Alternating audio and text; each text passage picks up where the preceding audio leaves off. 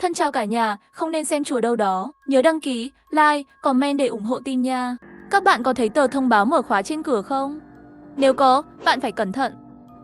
Tôi là thợ khóa. Tôi đã phá hỏng khóa cửa của người dân trước, sau đó dán tờ giấy, mở khóa, sau đó chờ điện thoại mở khóa giúp đỡ của người dân. Tôi dùng cách này, tạo cho mình một dòng khách hàng ổn định. Cho đến tối nay xảy ra một chuyện kỳ lạ. 2 giờ sáng, tôi bị tiếng chuông điện thoại đánh thức. Có phải là thợ mở khóa không? Bạn có thể giúp tôi mở khóa không? Giọng nói lo lắng của một người phụ nữ vang lên. Tôi bảo đối phương đừng vội. Cô ấy nói chìa khóa có thể cắm vào ổ khóa, nhưng không thể xoay được. Người phụ nữ cho tôi địa chỉ. Tôi nói với cô ta là tôi sẽ đến đó trong 10 phút nữa. Bởi vì khóa cửa này chính là do tôi phá vào trưa hôm nay. Gắn một cái tăm cắm vào lỗ khóa. Sau đó bẻ tăm ra. Chìa khóa không thể xoay được. Tôi không chỉ mở khóa cho mọi người, cũng sẽ lừa khách hàng thay thế lõi khóa, phí mở khóa, phí thay khóa. Bạn có thể hỏi tôi tại sao tôi lại làm thế. Đó là bởi vì bây giờ kinh doanh không tốt, tôi phải tự tạo khách hàng. Tòa nhà số 4, Cúc Viên. Tôi vào thang máy, nhấn thẳng đến tầng 14. Trước cửa phòng số 1404 có một người phụ nữ ngồi xổm. Người phụ nữ đứng dậy, run rẩy hỏi có phải là thợ mở khóa không? Tôi gật đầu. Chìa khóa đã bị hỏng rồi. Người phụ nữ chỉ vào lỗ khóa trên cửa, có một nửa chìa khóa bị kẹt trong lỗ khóa. Cái này của bạn hẳn là lõi khóa bị lão hóa. Cần thay thế lõi khóa. Tôi đã cho xem giấy tờ chứng minh của mình và xác minh một số tình huống, chẳng hạn như giấy tờ tùy thân của khách hàng. Tôi lấy dụng cụ ra khỏi túi, chính thức bắt đầu công việc của tôi. Không ngờ người phụ nữ bỗng nhiên hỏi tôi một câu. Sư phụ, mất bao lâu để mở cửa? Khoảng 10 phút. Có thể nhanh lên được không? Người phụ nữ nói xong bỗng nhiên nhìn phía sau lưng tôi. Tôi quay đầu nhìn về hướng đó. Không có gì trong hành lang trống rỗng. Tôi cau mày nói với người phụ nữ. Khóa này của bạn rất khó mở. Tôi sẽ cố gắng nhanh nhất có thể. Tôi có thể mở nó trong nháy mắt. Nhưng tôi cần phải kéo dài thời gian lâu hơn một chút, như vậy mới có giá trị. Sau 10 phút, cuối cùng tôi cũng mở được cửa. Sau đó tôi phải thay thế một cái lõi khóa, phí 100 tệ. Người phụ nữ đưa cho tôi một tờ 100 tiền tệ. Tôi vừa nhận tiền, người phụ nữ bước vào nhà và đóng cửa lại. Tôi vừa muốn rời đi, không ngờ cửa bỗng nhiên mở ra. Người phụ nữ hỏi tôi qua khe cửa. Sư phụ, khi bạn lên lầu và ra khỏi thang máy, có thấy gì không? Người phụ nữ nói, chỉ tay vào hành lang phía sau tôi. Là cầu thang đối diện cửa thang máy. Nhưng trong cửa tối đen như mực, về cơ bản không thấy gì cả. Tôi cảm thấy rất nghi ngờ. Lúc này tôi vội mở khóa cho bạn. Trong cầu thang có gì sao? 1. Bóng người đen trắng dày đặc đang đứng ở đầu cầu thang. Một người phụ nữ mặc áo dài màu trắng với mái tóc dài. Khuôn mặt cô ấy hoàn toàn bị che phủ bởi mái tóc, đứng trước cửa thang máy. Không nhúc nhích. Sư phụ, bạn có thể đi qua giúp tôi xem một chút không? Xem bóng người đó con không? Nếu không hôm nay tôi không dám ngủ. Tôi phải đi qua để xác nhận. Tôi cố ý ho mạnh. Đèn điều khiển âm thanh trong cửa cầu thang bật sáng. Tôi lấy can đảm từ từ đi qua. Người phụ nữ tiếp tục trốn trong nhà, ngắm nhìn tình hình trong hành lang qua khe cửa. Cuối cùng tôi cũng nhìn thấy rõ tình hình trong cửa. Chỉ có một cầu thang cứu hỏa liên kết ở tầng trên và tầng dưới. Phần còn lại không có gì. Lúc này phía sau bỗng nhiên có một tiếng động. Người phụ nữ đã đóng cửa rồi. Tôi đã định tâm, chuẩn bị đóng gói rời đi. Bỗng nhiên phát hiện, chìa khóa mới sau khi thay lõi khóa, vẫn chưa kịp đưa cho cô ta. Tôi nhanh chóng gõ cửa phòng người phụ nữ đó. Liên tục gõ mấy lần cũng không có bất kỳ phản hồi nào. Tôi vừa gõ cửa vừa giải thích. Nhưng trong nhà vẫn không có bất kỳ phản hồi nào. Tôi lấy điện thoại ra gọi cho người phụ nữ. Tôi nghe thấy tiếng chuông điện thoại của nhau vang lên từ phía sau tôi. Tôi lập tức quay đầu lại. Chuông điện thoại di động là từ cửa ở đầu cầu thang, từ trong lỗ. Tại sao điện thoại di động lại đổ chuông từ cầu thang? Tôi lực cảm thấy lạnh gáy. Tiếng chuông tiếp tục vang lên, rõ ràng và ồn ào, có vẻ đặc biệt nhức tai. Đèn điều khiển âm thanh trong lỗ cửa cầu thang cũng sáng lên một lần nữa. Tôi lại đến cầu thang, nhìn vào cánh cửa này, cả người đều sợ hãi ngồi sụp xuống đất. Thế mà có một xác nữ mặc váy dài màu trắng, mặt đã thối rữa nằm ở dưới đất. Hoàn toàn không nhìn rõ mặt, nhưng máu đã thấm hết vào quần áo của cô ấy, cũng nhuộm đỏ các bậc thang. Và còn nhiều máu nữa, đang tiếp tục chảy xuống các bậc thang. Mà điện thoại di động đang bị nữ thi thể trên bậc thang nắm chặt trong tay. Ai đã giết cô ta? Chẳng lẽ người phụ nữ chết ở cầu thang này là người quản lý tài sản thực sự của phòng 1404? Một linh cảm xấu bao phủ tôi. Tôi chỉ muốn ra khỏi đây. Trong khi bối rối, tôi nhấn đi xuống thang máy. Trong khi chờ thang máy, tôi đã gọi cảnh sát. Tôi đã đợi rất lâu, nhưng thang máy vẫn chưa lên. Thật kỳ lạ, thang máy đều dừng ở tầng 13. Tôi ở tầng 14, nhưng thang máy hình như không có ý định lên. Cửa thang máy ở tầng dưới phát ra âm thanh nhỏ giọt. Giống như có thứ gì đó chặn cửa thang máy đóng lại. Đó là lý do thang máy ngừng hoạt động. Không phải ngẫu nhiên đâu. Có người không muốn tôi đi khỏi thang máy. Họ đang ép tôi đi cầu thang. Lúc này bên cạnh lại có một tiếng động. Cửa phòng số 1404 bỗng nhiên mở ra một khe cửa. Đáy cửa bỗng nhiên vươn ra một cánh tay đầy máu. Cánh tay đặt trên ngưỡng cửa vẫn còn hơi run. Bàn tay máu kia từ từ đưa ra một ngón tay. Đầu ngón tay chỉ thẳng vào tôi. Ngay sau đó phòng số 1404 có đầu phụ nữ dán xuống đất từ từ thò ra qua khe cửa. Một nửa khuôn mặt của người phụ nữ nằm trên mặt đất, tóc che nửa mắt. Cô ta đang chảy máu, đang cố gắng bò ra ngoài cửa. Bò được một nửa, thân thể bỗng nhiên run rẩy vài cái, không nhúc nhích nữa. Cô ta đã chết, cô ta bị giết trong nhà. Khoảnh khắc này tôi hoàn toàn không thể chịu đựng được nữa. Tôi lao xuống cầu thang. Chỉ muốn ra khỏi đây thôi. Tôi vượt qua cái xác trên bậc thềm, đạp vào vết máu chạy thẳng xuống lầu. Tôi thậm chí còn bị ngã. Tôi đứng dậy và tiếp tục chạy xuống cầu thang. Tôi chạy thẳng xuống cầu thang. Chỉ mất 1 phút, tôi đi xuống dưới lầu. Mặc dù người tôi đầy máu, vô cùng thảm, nhưng tôi đã sống sót. Ngay sau đó tôi nghe thấy tiếng còi. Cảnh sát đã thiết lập một dây buộc giữa các tầng. Khi tôi được đưa đến đồn cảnh sát, đã gần 4 giờ sáng rồi. Một cảnh sát hình sự trung niên dự tiến vào. Anh chính là thợ sửa khóa. Vâng, trên bàn có giấy phép mở khóa của tôi, giấy chứng nhận công tác. Thẻ căn cước của bạn sắp hết hạn rồi. Mê mơ, còn 2 tháng nữa là hết hạn, đang chuẩn bị dành thời gian đi làm một cái mới. Bạn nhận được cuộc gọi mở khóa giúp đỡ, sau đó mới đi đến khu Viên Cúc. Trước khi mở khóa, tôi lại xác minh danh tính theo quy định. Tôi chỉ vào mẫu đăng ký mở khóa trên bàn.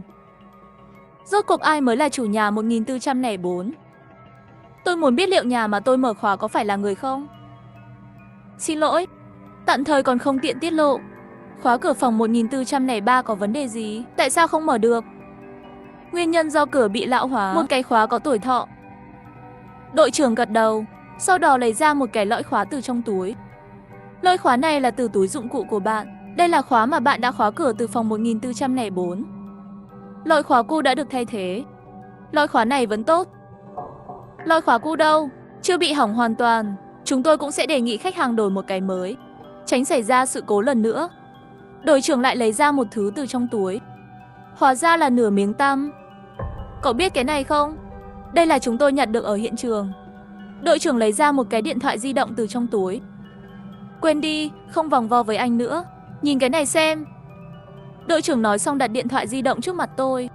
Trên màn hình điện thoại đang phát một đoạn video. Một người mặc quần áo của thợ sửa khóa ngồi xổm trước một cánh cửa, cắm cái gì vào ổ khóa. Từ video có thể thấy rõ ràng, số nhà phía trên cửa hiển thị số là 1404. Trên mặt sau của quần áo lao động in mấy chữ lớn, Lão Vương mở khóa. Đây chính xác là quần áo tôi mặc hôm nay. Hình ảnh trong video giống như là từ phòng 1404 đối diện, mắt mèo của phòng 1403. Rõ ràng, cảnh sát bây giờ đang nghi ngờ tôi là kẻ giết người, não tôi trống rỗng. Nhưng nhanh chóng phát lại video này, bỗng nhiên tôi phát hiện trong video có một chi tiết bị họ bỏ qua. Người trong video không phải là tôi. Tôi vừa định giải thích, đội trưởng bỗng nhiên xông vào phòng hỏi. Ông ta đi thẳng đến chỗ tôi. Báo cáo khám nghiệm tử thi đã được công bố. Người chết trong cầu thang mới là người mở khóa thật sự. Lão Vương mở khóa. Anh rốt cuộc là ai? Thân chào cả nhà, không nên xem chùa đâu đó. Nhớ đăng ký, like, comment để ủng hộ tin nha. Vợ à, có báo tuyết nên bị phong tỏa đường. Anh đang tắc trên đường cao tốc. Tôi lại nhìn chồng đang nấu cơm trong bếp. Khoảnh khắc đáng sợ tràn ngập tôi. Người đàn ông này trong nhà tôi là ai? Tối qua tăng ca đến sáng sớm, về nhà thì ngủ. Sáng nay thức dậy, tôi thấy người đàn ông này đang dọn dẹp trong phòng khách. Trông dáng vẻ như người chồng tốt. Tôi còn hỏi anh ta vì sao anh về sớm. Người đàn ông nói, Tết đến rồi mà, cho em một bất ngờ. Vợ vất vả rồi, để việc nhà cho anh. Anh ta giống hết chồng tôi. Ngay cả âm thanh cũng không phát hiện được chút nào. Sinh đôi sao? Không thể nào. Chồng tôi là con một. Vậy hắn là ai? Tôi chụp một bức ảnh ở cửa bếp, gửi cho chồng. Có khách, chồng hỏi lại. Không phải khách, mà là một người hoàn toàn xa lạ giống hệt anh. Nhắn dòng chữ này, tôi nổi da gà. Chồng gửi một chuỗi dấu hỏi. Ngay sau đó anh ấy trả lời. Vợ ơi, hắn là sinh vật thợ săn. Mau ra khỏi nhà đi, đừng tiết lộ, em đã biết hắn là ai rồi. Tôi bắt đầu mặc quần áo và đóng gói ba lô, chạy trốn trước khi nghĩ đến bước tiếp theo. Bỗng nhiên, một luồng cảm giác lạnh lẽo từ phía sau xuất hiện. Tôi đứng chết tại chỗ, đầu cứng ngắc quay qua nhìn. Người đàn ông chặn cửa phòng ngủ, cười tê tét. Vợ không ở nhà nghỉ lễ. Em đi đâu vậy? Tôi cố giữ bình tĩnh. Em đi mua ít hoa quả. Người đàn ông không ngăn cản, nghiêng thân thể. Đi sớm về sớm. Tôi cố gắng mỉm cười và đeo túi lên rồi rời đi. Khoảnh khắc mở cửa chống trộm và nhìn thấy hành lang, trái tim tôi yên tâm hơn nhiều. Bước thật lớn ra ngoài, tôi đang muốn chạy. Cầu thang trước mắt lập tức biến thành gạch trơn. Tôi đã trở lại nhà bếp. Trên thớt có rau tươi và thịt. Tôi sợ hãi quay đầu lại. Cửa chống trộm biến mất. Tôi từng bước cẩn thận đi về phía trước. Người đàn ông vẫn đứng trước cửa phòng ngủ, vẫy tay với tôi. Vợ vẫn chưa đi à? Tôi rõ ràng đã rời khỏi nhà. Không gian bị biến dạng, giống như một chu kỳ không bao giờ có thể thoát ra. Sợ hãi lan tràn đến tay chân. Tôi không thể giữ bình tĩnh, chạy và chạy. Lần thứ hai mở cửa chạy trốn. Cả người ra khỏi cửa. Không đợi chân bước lên cầu thang, không gian hành lang lại thay đổi. Tôi quay lại nhà bếp một lần nữa. Tôi không tin tà, thử đi thử lại. Người đàn ông mỗi lần đều đứng ở cửa mỉm cười vẫy tay với tôi, lặp lại những lời không thay đổi trong miệng. Vợ vẫn chưa đi à? Cho đến khi tôi mệt mỏi, tinh thần gần như sụp đổ, tôi mới chắc chắn một chút. Tôi đã bị mắc kẹt ở đây. Vợ vẫn chưa đi à? Khi người đàn ông nói câu này lần thứ 10, tôi ngồi bất lực trên ghế sofa. Tôi mệt rồi, ngủ trưa trước đã. Nụ cười gượng ép của tôi lướt qua bên cạnh anh ấy. Về phòng ngủ như không có chuyện gì. Người đàn ông quay đầu nhìn tôi, miệng hắn nhếch lên, để lộ 8 chiếc răng. Cố gắng bắt chước nụ cười của con người. Nghỉ ngơi cho tốt đi, đừng chạy lung tung. Câu cuối cùng vang lên. Nụ cười giống như mũi dao, giống như cảnh báo tôi hơn. Thấy người đàn ông đi vào bếp, tôi lấy điện thoại ra gửi tin nhắn cho chồng. Không thoát được. Tôi kinh hoàng kể lại quá trình vừa rồi. Người đàn ông này, khả năng kỳ lạ đã vượt quá sự hiểu biết của tôi. Chồng trả lời tôi một câu, chiều dài tương đương với tiểu luận. Vợ, vì sự an toàn của em, hãy ghi nhớ các quy tắc sau, cho anh về nhà. 1. Sinh vật hình người có thể biến thành bất cứ ai. Đừng dễ dàng tin những gì mắt nhìn thấy. 2. Sinh vật săn người không có ký ức về quá khứ, nhưng khi hắn nuốt một con người, có thể nhận được 80% ký ức quá khứ. 3. Khi nó gặp người lạ, không thể phân biệt đối phương là đồng loại hay là người sống. 4. Nó thích ăn sống, thích mùi thối giữa. 5. Chúng giỏi bắt chước và để con người tự giết nhau, loại bỏ các thành viên không mong muốn, thay thế bằng kẻ cùng loại mà nó biết. 6. Sinh vật săn người sẽ cố gắng đóng vai người sống, đừng để lộ chúng, nếu không em sẽ bị nuốt chửng. 7. Chúng vốn tàn nhẫn, có khả năng kỳ lạ, chỉ có một cách để giết chúng, là lửa. Mục tiêu của chúng nó là nuốt chửng con người và thay thế. Nếu sinh vật săn người treo tranh tường hình cơ thể người trong phòng, hãy cẩn thận, đàn ông và phụ nữ trong bức tranh là đồng loại của chúng. Người chạy trốn không nhất thiết cứu được. Tôi nghi ngờ, làm sao chồng tôi biết những chuyện này? Như thể anh ấy đã đoán trước. Trong anh từng gặp sinh vật săn người. Tin nhắn tôi gửi mà chồng chậm trễ không trả lời. Đông đông, lúc này phòng khách vang lên tiếng gõ cửa. Vợ, đi mở cửa, giúp anh với. Người đàn ông hét lên trong bếp. Tôi lập tức xuống giường chạy ra cửa. Tôi không thoát được, có ai vào được không? Với tâm trạng bất an, tôi nhìn vào mắt mèo. Bên ngoài là bố mẹ tôi và chồng đều là con một. Vì vậy, đã thương lượng trước để vào Tết thì ở nhà chồng. Lễ hội đèn lồng, tôi đoàn tụ với bố mẹ. Chồng tôi thứ năm vừa đi, hôm nay ba mẹ tới. Có cha mẹ ở đây, trái tim tôi bình tĩnh lại. Mở cửa ngay. Bố mẹ, vào nhà đi. Họ mang theo túi lớn và túi nhỏ, cười hỏi. Lục Bắc đâu? Anh ấy đang nấu ăn trong bếp. Tôi đã quan sát hành lang khi đóng cửa. Có gì đó không ổn, rõ ràng là thứ 6 rồi. Nhưng nhìn ra cửa sổ hành lang, bầu trời bên ngoài cửa sổ tối đen. Tôi lại quay đầu nhìn về phía cửa sổ phòng khách. Bên ngoài là tòa nhà dân cư. Lễ hội vui vẻ, không có gì bất thường. Có vẻ như đây là một sinh vật săn người giả làm chồng tôi. Nó có thể làm cho không gian và từ trường trở nên hỗn loạn. Nhà mẹ làm viên thuốc yêu thích cho con nè. Lại đây thử ít. Tôi từ bỏ ý định chạy trốn lần nữa, giả vờ như không có gì xảy ra, bóc một viên thuốc và đặt nó vào trong miệng. Mẹ quan tâm hỏi tôi về công việc, hỏi tôi có dự định sinh con không. Tôi trả lời không để ý lắm. Nhìn qua người cha đang bận rộn, ông ấy lấy ra một khung ảnh đen trắng từ trong ba lô. Trong ảnh có một người phụ nữ tóc dài, như thể công nghệ in ấn thất bại. Khuôn mặt người phụ nữ bị mờ, có một chiếc váy đỏ đặc biệt dễ thấy. Tôi suy nghĩ một chút. Trong đầu hiện lên quy tắc chồng gửi cho tôi. Nếu sinh vật thợ săn treo tranh tường cơ thể người trong phòng, hãy cẩn thận, đàn ông và phụ nữ là đồng loại của họ. Chẳng nghe bố tôi là giả à? Tôi lấy hết can đảm để mắng. Bức tranh này thật đáng sợ, nhanh chóng ném ra ngoài, thật xui xẻo vào ngày Tết. Bố tôi không để tâm đến lời của tôi, ông ấy lấy ra cái đinh và cái búa đã chuẩn bị trước. Đinh, đinh, búa gõ đinh vào tường, sẵn sàng treo lên. Bố ơi, trái tim tôi hoảng sợ. Xong tôi lấy cái búa trong tay ông ấy. Trên tường có chữ Phúc, bố làm gì với thứ này? Bố tôi nhìn chằm chằm vào tôi, mắt nhanh chóng chuyển động 2 vòng. Cảm giác giống như bắt chước suy nghĩ của con người. Nha nha, bức tranh này là đồ cổ. Rất đắt, bố phải trả tiền mua. Tặng cho con như một món quà, con không thích. Giọng tôi nghiêm nghị, lấy đinh và ném vào thùng rác. Bố, người đàn ông bỗng nhiên đi từ nhà bếp vào phòng khách. Mỉm cười lịch sự, bỏ tranh vào túi trước. Đừng cãi nhau với Nha Nha. Còn quay đầu khuyên tôi. Vợ ơi, vợ đang làm gì với cha mình vậy?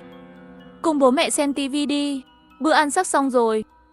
Tôi biết chồng Dạ là sinh vật săn người, cho nên không dám cứng rắn. Chỉ có thể giữ im lặng. Còn bố tôi nghi ngờ ông ấy cũng là loại sinh vật đó. Theo quy tắc, sinh vật thợ săn có thể biến thành bất cứ ai. Đừng dễ dàng tin những gì mắt nhìn thấy.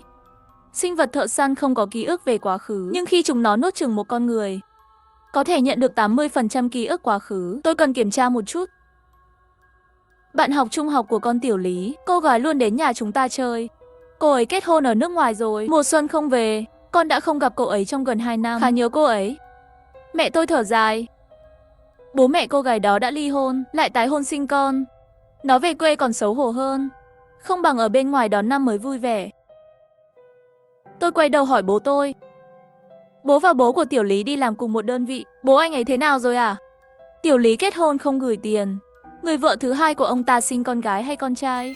Bố đứng đó nửa phút. Chú ý đến đôi mắt tò mò của tôi và mẹ, hắn mỉm cười. Cha của Tiểu Lý có cuộc sống khá tốt, con trai là của người vợ thứ hai, trọng nam khinh nữ, cho nên không cho Tiểu Lý của hồi môn. Tôi nhằn mũi. Nhưng người bố này thật xui xẻo. Trong lòng lại suy nghĩ linh tinh. Tức giận, buồn bã, ghét, sợ hãi. Quy tắc nói rằng sinh vật săn người sẽ cố gắng đóng vai người sống, đừng để lộ chúng. Nếu không bạn sẽ bị nuốt chửng.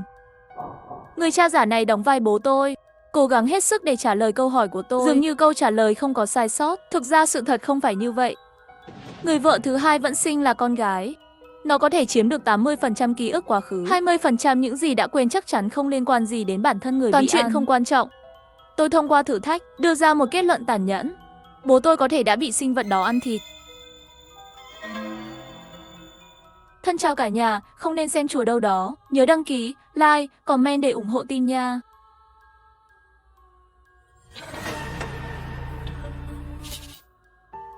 Đêm giao thừa mất điện, khi điện khôi phục. Buổi tối, chương trình biến thành video giám sát ở cửa. Một phụ nữ mặc áo trắng đang gõ cửa. Đêm giao thừa, tôi và vợ, con gái đang cùng nhau vui vẻ xem dạ tiệc lễ hội mùa xuân. Bỗng nhiên mất điện. Trong nhà chìm vào bóng tối. Sao vậy? Tối nay cũng mất điện à? Tôi tức giận nói. Mặc dù buổi dạ tiệc mùa xuân này bình thường, nhưng hình thức cũ vẫn phải thực hiện. Việc mất điện này, bầu không khí đêm giao thừa đã biến mất, chắc là không mất lâu đâu. Giọng vợ chưa dứt, đèn trong phòng bỗng nhiên lóe lên. Giây tiếp theo đèn sáng lên, tivi cũng được bật. Trò đùa, đúng là trò đùa, xã hội này làm gì cũng là trò đùa. Chỉ là hình ảnh trên tivi trở nên rất kỳ lạ. Bản phác thảo buổi tối mùa xuân ban đầu biến thành camera giám sát. Một mái tóc dài trong hành lang. Người phụ nữ áo trắng không nhìn rõ mặt đang gõ cửa. Là con gái tôi Giang Nhã phản ứng trước. Bố mẹ, đây không phải là camera giám sát trước cửa nhà chúng ta sao? Lời này đánh thức suy nghĩ của mọi người. Thảo nào tôi thấy quen quen. Trong tivi rõ ràng đang bật camera giám sát của nhà mình. Sau khi nghĩ về chuyện này, tôi bỗng nhiên cảm thấy toàn thân lạnh lẽo. Làm thế nào tivi có thể bật video giám sát này mà không có lý do? Trong video có người phụ nữ gõ cửa nhà tôi. Trong cuộc sống thực, vợ vô cùng khó khăn mở miệng. Lão Giang, nghe kỹ đây. Cửa nhà này có phải đang đổ chuông không? Lời này vừa nói ra, gia đình chúng tôi lập tức im lặng. Ngoại trừ tivi, có một trận tiếng gõ cửa nhàn nhã từ lối vào truyền đến. Hai mẹ con bị dọa sợ hãi, vội vàng chui vào vòng tay tôi. Làm sao đây? Anh mở cửa đi. Mở cái gì? Chờ thêm chút nữa. Trên tivi còn phát camera giám sát. Người phụ nữ áo trắng không ngừng gõ cửa. Nhưng một đống tóc trên mặt. Tôi vẫn không thể nhìn thấy khuôn mặt của cô ta. Mặc dù tôi là người theo lối sống duy vật, đối mặt với tình huống như phim kinh dị này, vẫn không khỏi sợ hãi. Chờ thêm chút nữa đi, xem cô ta gõ bao lâu. Khoảng 2 phút sau, bên ngoài có một người đàn ông hét lên. Âm lượng lớn hơn tivi và tiếng gõ cửa, nhưng hiệu ứng cách âm của tòa nhà của chúng tôi luôn luôn khá tốt. Sau khi tiếng hét của người đàn ông xuất hiện, người phụ nữ trong camera an ninh bỗng nhiên ngừng gõ cửa. Sau khi đứng ở cửa 2-3 giây, rời khỏi chỗ đó, thế giới trở lại bình thường. Người vợ trong tay bỗng nhiên hỏi tôi, anh có cảm thấy giọng nói của người đàn ông kia rất quen tai? Rất quen, giọng nói đó thô và dày, rất giống hàng xóm lão Lý. Chúng tôi luôn có mối quan hệ tốt trong khu phố, cả hai đều có số điện thoại của nhau. Để tìm hiểu tình hình thực tế, tôi quyết định gọi điện thoại cho lão Lý. Cuộc gọi rất lâu, cuối cùng không ai trả lời. Vợ tôi có chút lo lắng, lão Lý sẽ không xảy ra chuyện gì chứ? Năm mới có thể xảy ra chuyện gì? Tôi an ủi vợ đừng lo lắng. Không phải em có số điện thoại của vợ lão Lý sao? Tìm nó đi. Gọi cho cô ấy một cuộc thử xem. Vợ vội vàng lật điện thoại lên. Vợ vẫn chưa tìm thấy, điện thoại của tôi bị rung trước. Điện thoại cho thấy tôi đã bị kéo vào một cuộc trò chuyện nhóm mới. Chủ nhóm là lão Lưu, cũng là cư dân của tầng này. Sống đối diện với lão Lý, tôi gửi qua một dấu hỏi. Lão Lưu lại ở trong nhóm nói lão Lý xảy ra chuyện rồi. Tôi không biết vì vậy. Sao anh biết? Người thứ ba trong nhóm lên tiếng, là vợ của lão Lý. Tôi đã nói với cô ta, vừa rồi cả nhà chúng tôi đang xem Xuân Vãn, rồi bỗng nhiên mất điện. Liên tục ngừng nửa phút là điện đến. Chỉ là trên tivi bỗng nhiên xuất hiện camera giám sát trước cửa nhà tôi. Camera an ninh cho thấy một phụ nữ đang gõ cửa. Mẹ kiếp, nhà chúng tôi cũng vậy. Tôi ngạc nhiên nhắn lại, anh Lưu cũng xen vào bên dưới. Nhà tôi cũng xảy ra chuyện như vậy. Điều không thực tế hơn là camera an ninh trước cửa nhà tôi bị hỏng tháng trước rồi. Vợ lão Lý tiếp tục nói, tiếng gõ cửa vẫn luôn vang. Tôi sợ đến nỗi không dám động đậy. Nhưng lão Lý can đảm, lại là một người có tính khí bạo lực, cứ phải mở cửa để tìm hiểu. Kết quả vừa mở cửa, tôi nghe thấy ông ấy hét lên, không biết bị cái gì không sạch sẽ kéo đi rồi. Bây giờ ở nhà chúng tôi chỉ còn lại 2 người là tôi và Lý Thắng. Thật sự sợ muốn chết. Nếu bình thường, tôi chắc chắn coi lão Lý như một trò đùa.